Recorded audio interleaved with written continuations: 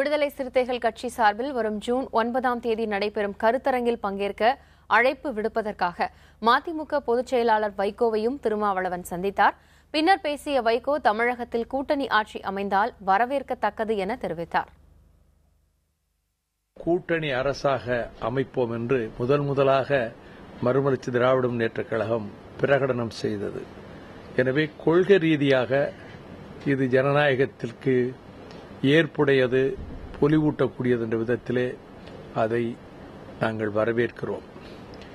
நாளைய உயர்நிலைக்குழு கூட்டத்தில் இன்றைய விவாதத்தை குறித்து அங்கு முன்வைக்கப்பட்டு அது பற்றி நாங்கள் கலந்து ஆலோசித்து நாங்கள் அது குறித்து கருத்துக்களை வெளியிடுவோம்.